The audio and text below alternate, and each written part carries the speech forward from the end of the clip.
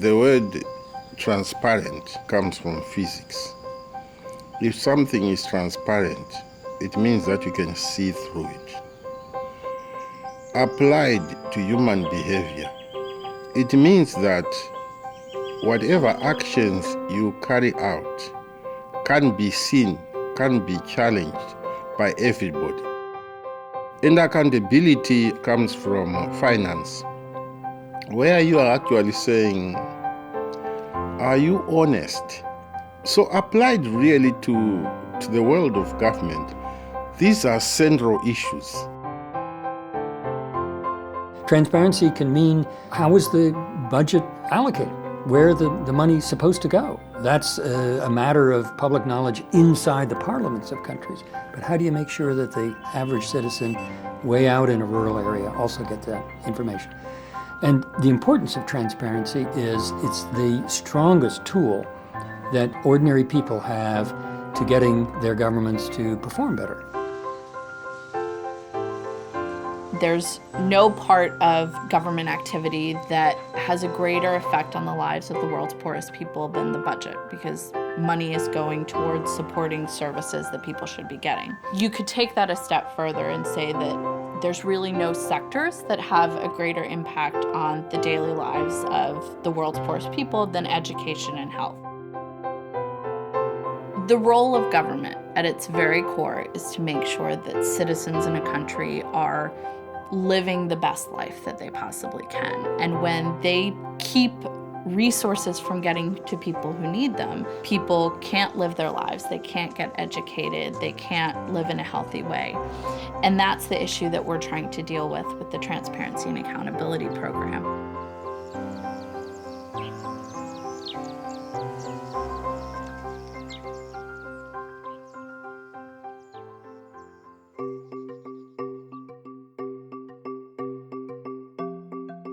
The essence of the TAP program is to help local organizations to improve their capability to find out what's going on and share that information with citizens so that citizens know more about what their own governments are doing with public money and the decisions that governments are making. We started this program thinking, wouldn't it be the case that civil society organizations are better able to do this type of work? They're better able to figure out where the problems are, and they're better able to advocate for solutions. NGOs, we now know, are our best allies. There are lots of examples of things that are beginning to improve. Here at HEPS, we have been monitoring access to medicine since 2005. And over a period of time, we realized that the issue of stock out of medicines was actually a national problem. And we launched a national media and community campaign to raise awareness of the problem of lack of medicines in health centers. When we took this information to the district authorities, we saw some change. And actually some of them were saying, we also thought there was a problem, but we didn't know what. So you can see that actually something can be done. We see that people want to improve healthcare, they want to improve education, they want to improve their budgets. What we're trying to do with the Transparency and Accountability Program is to work with civil society organizations to actually build evidence. The ability to tenaciously investigate and uncover any wrongdoing with facts and figures is so central to this work. Being able to go to a government and say, here's documented evidence, that forces them to actually act. And it gives citizens power and information that they can use to make sure that the government's acting. In collaboration with TAP, we did set out to test specific accountability tools for tracking the use of resources and focused on this specific issue of tracing and tracking teacher absenteeism in schools. And that's what we've been doing over the years, which involved identifying a group of children whom we trained to monitor absenteeism in their respective schools and build the momentum for change. Some of the most successful cases that we've seen have been CSOs that have found a way to really integrate this monitoring into their own work or been able to train citizens to do the monitoring. I think there's a lot of room for expansion by training citizens who are on the ground on a regular basis to monitor whether or not money is being spent in the right way, monitor whether or not people are showing up to work who should, and monitor whether or not governments are performing in the correct way. And I think that's really the next step in this work, is to go from CSOs down to the citizen level.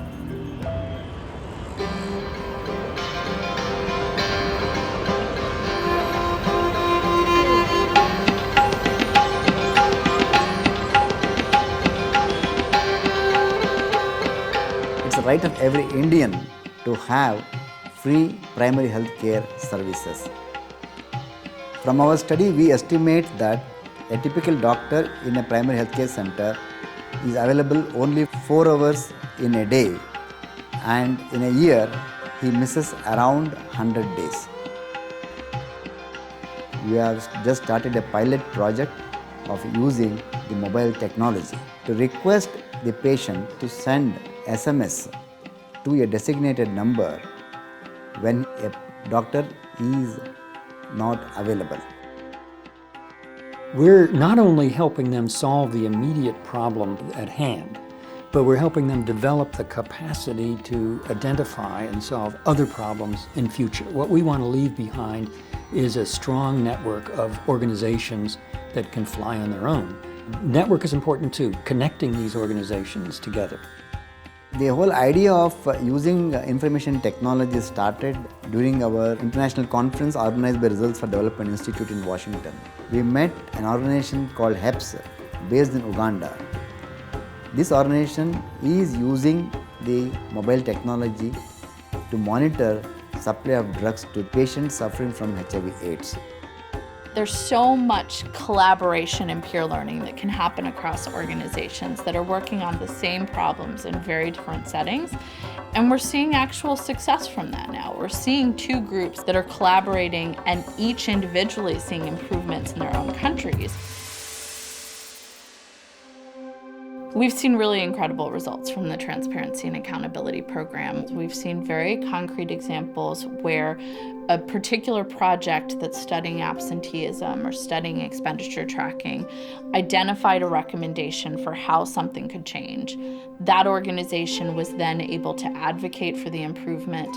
The improvement was put into place, and over the years they've seen that the problem that they were looking at has decreased. Because of the monitoring that the project has been doing, we've recognized a significant reduction in rates of absenteeism in the schools where we are working. And there have been instant improvements in the performance in the schools where we have been working.